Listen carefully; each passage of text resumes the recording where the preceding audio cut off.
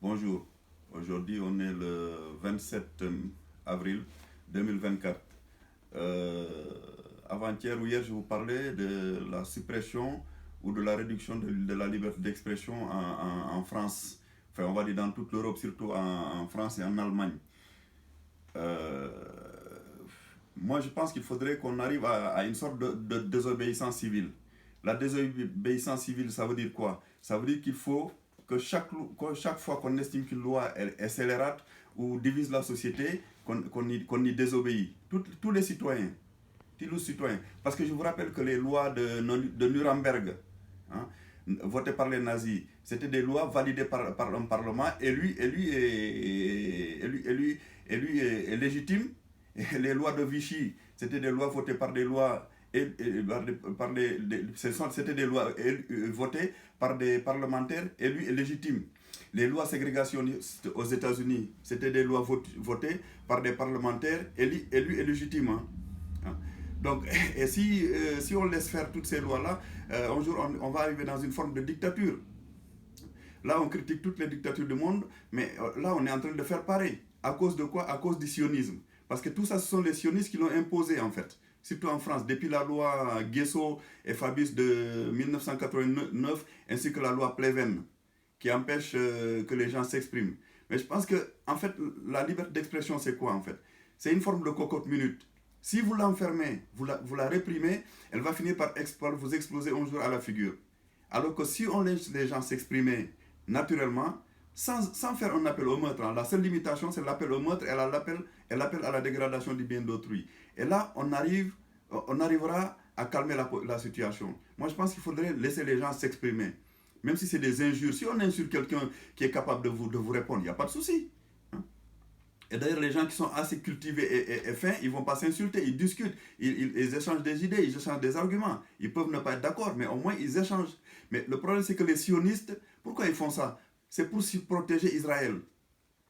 Hein. Parce que je vous rappelle que depuis le massacre, le début du massacre de Gaza, qu'est-ce qu'on nous montre actuellement sur les chaînes européennes? Sur Arte, par exemple, l'autre fois, ils nous ont montré un documentaire sur l'antisémitisme. Ensuite, sur LCP, ils nous ont montré un documentaire qui s'appelle Israël Merci Moscou. Et l'autre fois, ils nous ont montré un documentaire de la Deuxième Guerre mondiale concernant un bateau qui a été refoulé par les États-Unis et qui était rempli de juifs qui voulaient se réfugier aux États-Unis. Et bientôt, ils vont nous montrer l'Exodus. Tout ça, c'est pourquoi? C'est pour couvrir les crimes et les mensonges d'Israël. C'est aussi simple que ça. Parce que je vous rappelle que le lobby sioniste est très puissant en Europe. Hein. Et moi, j'évite de dire le lobby juif, parce que comme je vous rappelle, tous les juifs ne sont pas sionistes et tous les sionistes ne sont pas juifs. Et les sionistes sont les plus virulents du monde. Et c'est eux qui divisent les sociétés en communautés. Parce que je vous rappelle qu'en France, c'est le CRIF qui a commencé à... Le CRIF et la LICRA qui a commencé à diviser la société en communautés. Hein. Parce qu'avant, il n'y avait qu'une communauté nationale. Les gens ils pouvaient discuter de tout et de tout. Mais c'est depuis qu'on a commencé à voter ces lois liberticides que ça s'est gâté. Et c'est la raison pour laquelle on a empêché à M. Forisson de s'exprimer. Bon, on pouvait ne pas être d'accord ou d'accord avec M. Forisson, mais il avait le droit de s'exprimer parce que les choses sur lesquelles il parlait, c'était des faits. Et des faits, ça se discute. Mais maintenant, ces faits-là sont devenus une religion. Hein. Le génocide des juifs est devenu une religion. Donc c'est un dogme dont on ne doit pas toucher. C'est pareil, Dieudonné, pourquoi on l'a tant poursuivi? C'est parce qu'il a critiqué Israël lors de l'émission de Olivier Fogiel de 2003. Hein. Lorsqu'il a dit Israël, c'est à partir de là que ça s'est dégradé pour lui. Hein. Et Alain Soral, c'est pareil. Pourquoi on lui a fait plein de procès? C'est simplement parce qu'il avait dit un jour que des femmes comme Anne Sinclair, qui officiait sur la une il y a quelques années de ça, concernant l'émission sur 7 sur 7, cette dame avait dit que si M. Yvan Levaille n'était pas juif, elle ne se serait pas mariée avec lui. Donc voilà, donc ça veut dire que c'est du racisme en fait. C'est des gens qui expriment une forme de racisme. Et ils vous disent que ce sont des socialistes. Non, ce sont des sionistes racistes. Je suis désolé. Hein. Donc, si on supprime ces lois scélérates qui détruisent la liberté d'expression, je pense qu'il y aurait moins de communautarisation de la France actuellement. Mais il faut aussi dire une chose. Je vous conseille de lire un livre qui est très très important. C'est le livre de Paul-Éric Blanc-Rue qui s'appelle Le dictionnaire de l'antisémitisme. Je vous assure que vous tomberez de haut. Hein, parce que de Diderot, vous savez, Diderot et d'Alembert qui ont fait l'encyclopédie. De Diderot en passant par Bernanos et Pierre-Antoine Cousteau et Jacques-Yves Cousteau. Vous savez, les frères Cousteau, le commandant Cousteau avec son bonnet rouge là. Et en passant par De Gaulle et par Raymond Barre, ils ont tous été traités d'antisémites. Et vous vous rappelez de la phrase de Gaulle, ce peuple d'élite sûr de lui et dominateur. Voilà, c'est ça, on en arrive là maintenant. Parce qu'Israël, comme maintenant ils savent qu'ils sont puissants et qu'ils dominent le monde entier, ils font ce qu'ils veulent. Parce que je rappelle que c'est Israël qui commande les États-Unis, c'est Israël qui commande l'Europe. Parce que sinon, il y a longtemps que l'Europe aurait pris des mesures pour sanctionner Israël, pour faire un embargo sur Israël, sur la vente d'armes en Israël et le commerce avec Israël, comme ils ont fait avec la Russie. Mais ça, personne n'ose le dire. Personne n'ose le dire parce que voilà, en fait, l'Europe essaie de faire porter, comment ça s'appelle, les massacres de la Deuxième Guerre mondiale, du génocide des Juifs et des Ziganes sur le monde entier. Non, ce massacre-là, ça s'est passé en Europe. Donc que les Européens soient coupables de ça, je suis d'accord, mais qu'ils n'en fassent pas porter toutes les populations du monde qui viennent en France, en Allemagne. Hein, ils n'en sont pas responsables.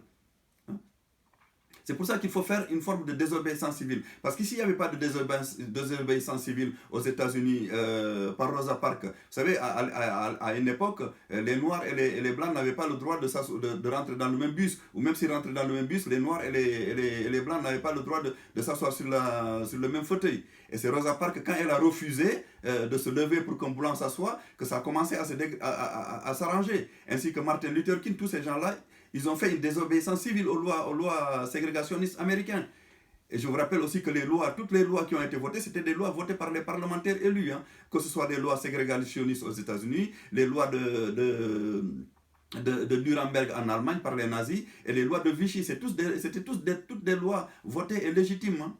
Donc c'est pour ça, quand une loi est illégitime, ben, il faut y désobéir. C'est ça en fait qu'il faut faire. Mais si on laisse faire, on va se retrouver dans une communautarisation pas possible. Parce qu'actuellement, la France est malheureusement en train d'exploser. Elle est en train d'exploser à cause de cette communautarisation.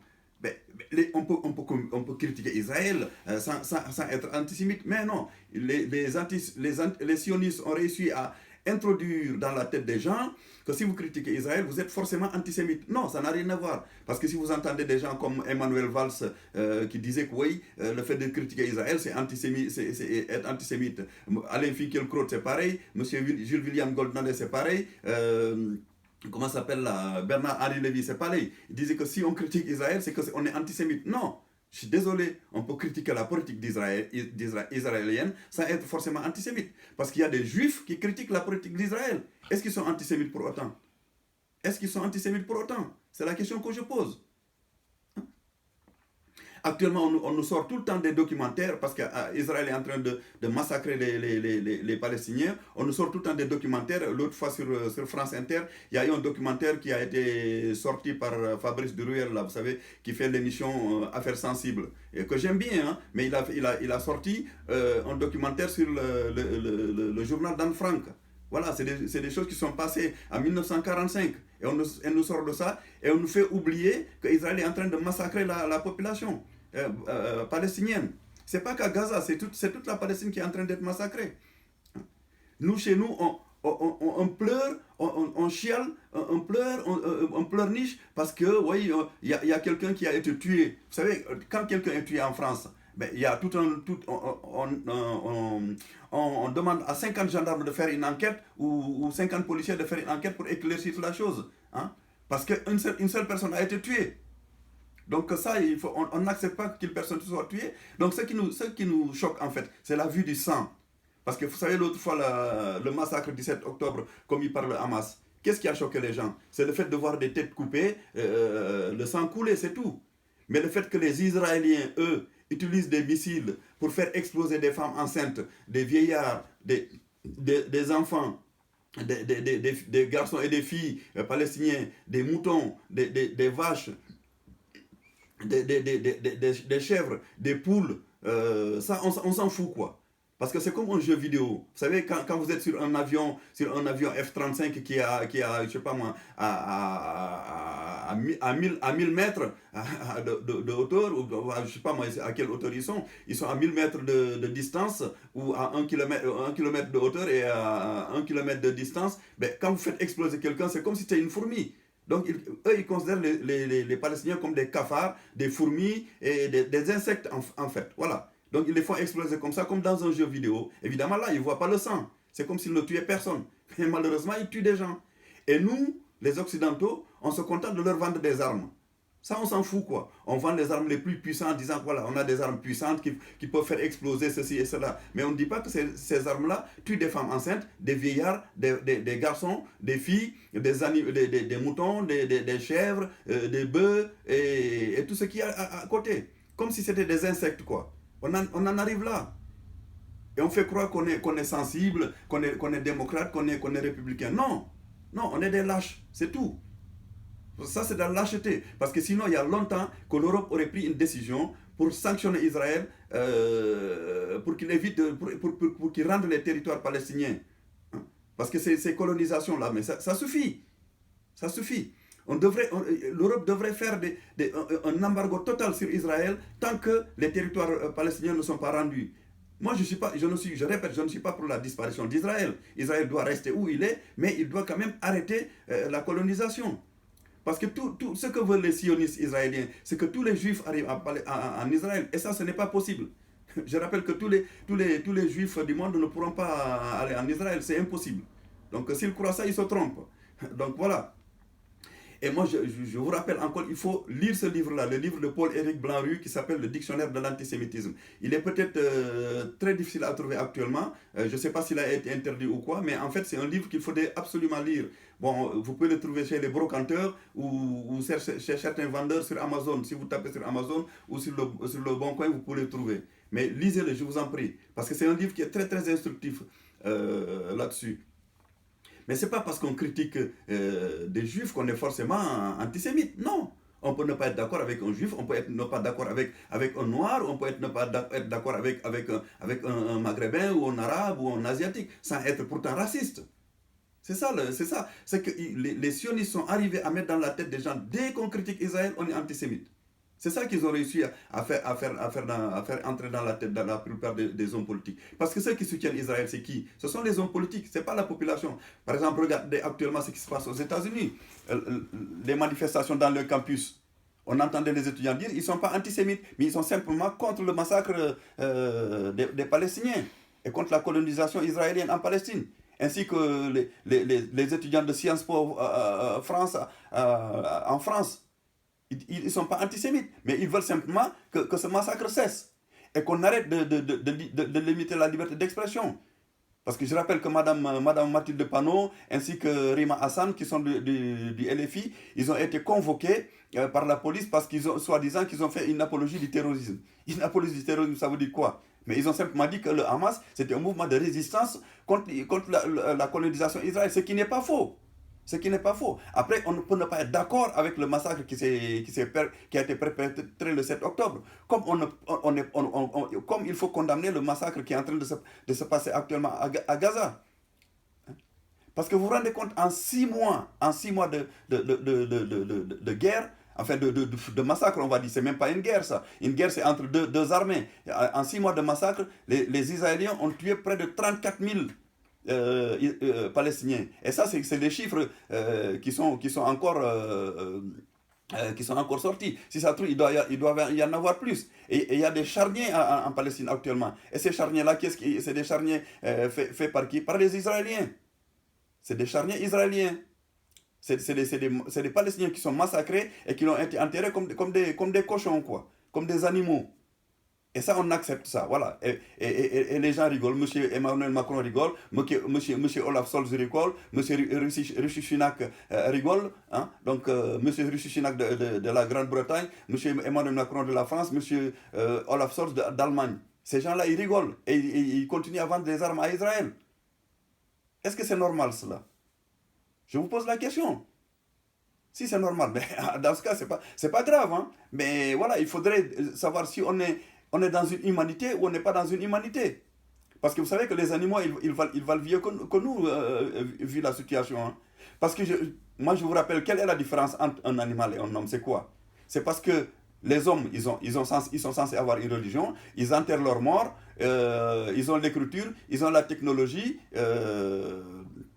Ben voilà, c'est tout.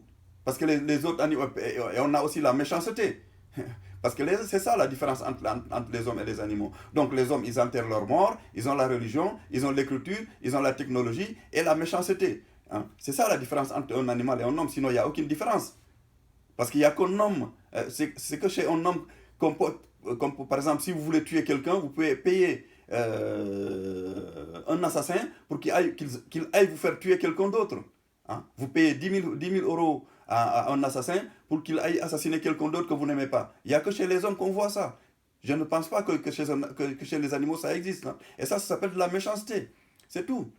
Sinon on n'a rien de différent des animaux. Hein. Ils ont les mêmes besoins que nous. Ils ont les mêmes besoins que nous. Donc voilà. Il faudrait qu'on se réveille en ce moment. Il faut qu'on se réveille. Il faut qu'on se réveille parce que là, ça suffit. Parce que je vois des fois sur la scène, la C16 là, parce que une des chaînes de M. Bolloré, il y a la C8, C16 et C17 ainsi que Canal+. Sur C16, voilà, on nous parle d'immigration. Il faudrait faire des statistiques ethniques pour voir le nombre d'immigrés qui sont en prison. Mais je suis d'accord pour établir des statistiques ethniques. Il n'y a pas de souci là-dessus. On peut établir des statistiques ethniques partout. Dans ce cas, il faudrait établir des statistiques ethniques dans tous les gouvernements, voir quelles sont les ethnies qui sont les plus importantes dans le gouvernement, et les statistiques ethniques dans les médias, les statistiques ethniques dans toutes les directions des entreprises. Comme on a fait la parité, hein, on peut faire ça pareil. On voit telle ethnie, si vous êtes d'obédience musulmane, à quel endroit vous êtes. Si vous êtes d'obédience juive, à quel endroit vous êtes. Si vous êtes d'obédience bouddhiste, à quel endroit vous êtes. Moi, je ne suis pas contre. Mais dans ce cas, il faudrait le faire partout. Il ne faut pas que le faire que pour les prisons. Si on fait des statistiques ethniques comme aux États-Unis, ils sont capables de le faire, même en Grande-Bretagne. Mais en France, on dit non, il n'y a pas de statistiques ethniques. Mais en fait, on le fait. On sait très bien qu'on le fait de façon cachée, mais on le fait quand même. Donc là, actuellement, il faudrait que les gens réfléchissent. Parce qu'il est temps franchement de réfléchir. Là, on arrive à un monde carrément où il n'y a que la zizanie partout, quoi. Il n'y a que la zizanie. Surtout à cause d'Israël. Parce que je rappelle qu'Israël, il bombarde la Syrie, il tue des gens en Syrie, personne ne dit rien. Il balance des missiles au Liban, personne ne dit rien. Il balance des missiles en Palestine et personne ne dit rien. Voilà. Mais il suffit que l'Iran réagisse, on dit oui, l'Iran c'est une dictature. L'autre fois, j'entendais M. Macron dire que notre devoir, c'était d'augmenter les sanctions contre l'Iran. Mais l'Iran, ça a été l'un des pays les plus sanctionnés actuellement. Ainsi que la Corée du Nord et la Russie. Hein. Ce sont ces trois pays-là qui sont considérés les plus dangereux du monde. Donc l'Iran, la Russie, la Corée du Nord, ainsi que des fois la Chine. Et je vous rappelle aussi qu'il y a un rabbin qui avait dit un jour qu'Israël allait provoquer le chaos entre les puissances du monde, c'est-à-dire qu'à l'époque c'était la Russie et les États-Unis, et maintenant il faut inclure la Chine.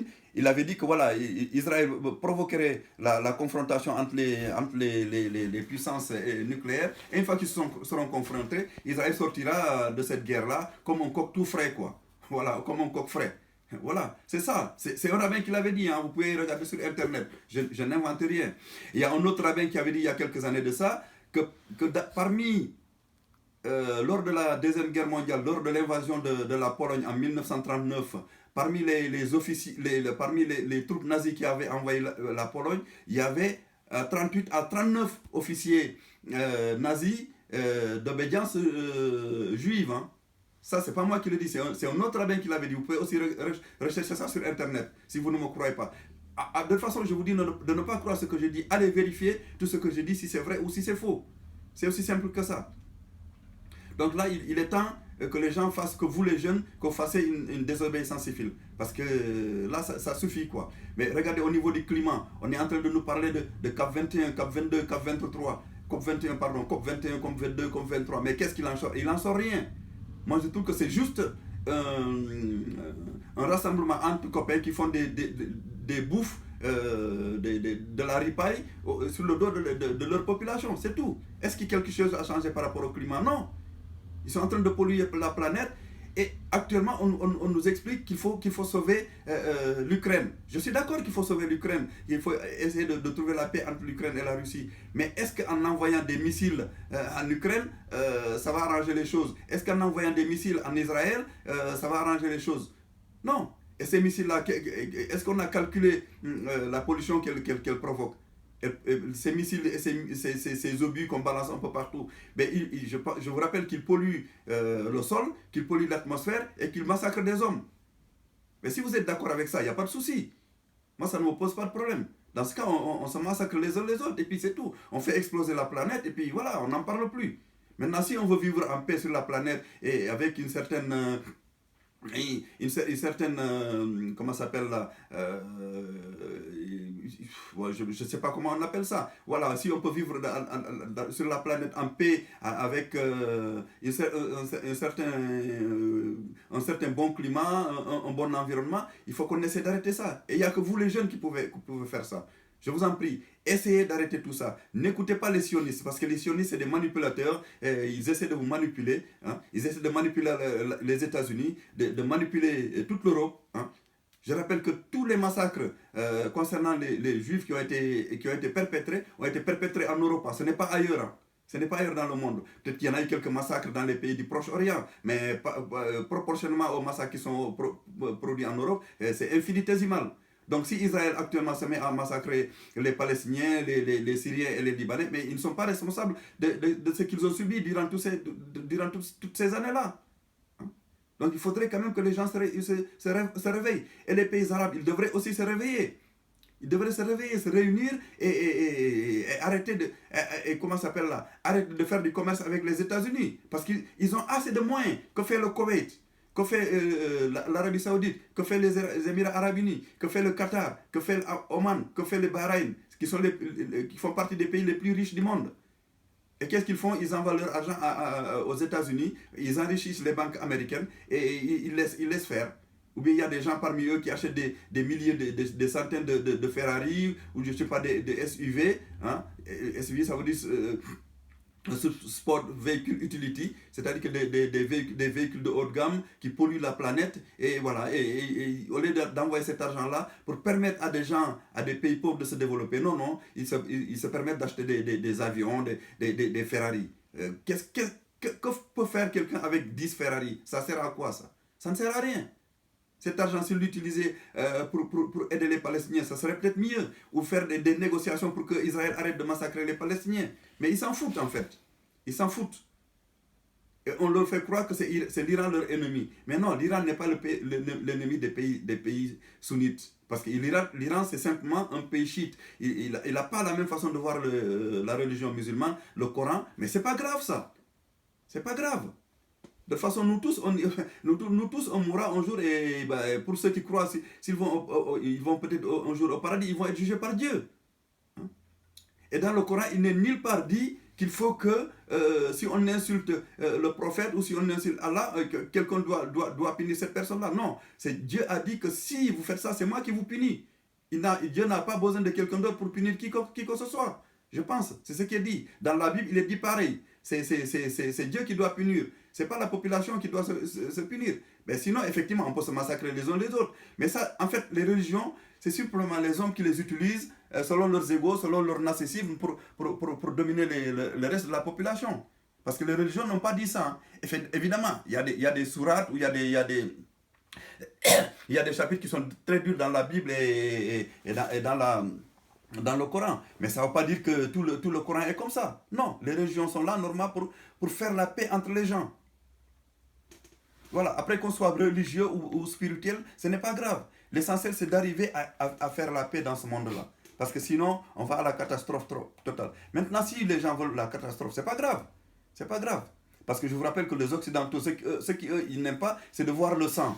Mais massacrer les gens, ça, ils s'en foutent. Enfin, moi, là, je parle des dirigeants occidentaux. Je ne parle pas de la population. Hein. Parce que la plupart de la population occidentale, j'ai l'impression que les gens, ils sont tellement décérébrés actuellement parce que la plupart des gens n'ont aucune culture.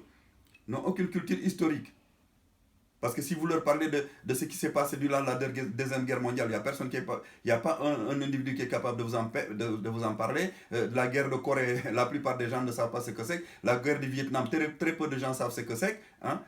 Voilà. Donc, et la guerre d'Irak et la destruction de la nation irakienne. Qui est le fautif de cette destruction-là? Ce sont les États-Unis. C'est eux qui ont ouvert la boîte de Pandore. C'est la raison pour laquelle maintenant aucun pays ne respecte les lois émises par les Nations Unies. Hein. Les lois émises par les Nations Unies, pardon. Personne ne les respecte. Parce que le pays qui était considéré comme la première puissance mondiale n'a pas respecté ces lois-là en 2003 en détruisant l'Irak. Tout ça pour protéger Israël. Ils ne l'ont pas dit directement, mais c'est sûr que c'était pour protéger Israël. Parce que c'est le seul pays à l'époque qui était capable de rivaliser technologiquement avec Israël. Et c'est le même cas avec l'Iran actuellement. Pourquoi on sanctionne l'Iran? C'est parce que c'est le seul pays qui est capable de rivaliser technologiquement avec l'Iran. L'Iran veut avoir sa bombe atomique. Et alors? Si l'Iran veut avoir sa bombe atomique, mais il y a plein d'autres pays qui ont la bombe atomique. Israël a sa bombe atomique. Est-ce qu'on les a sanctionnés pour autant? Hein? Je rappelle qu'il y a 9 pays dans le monde qui ont la bombe atomique.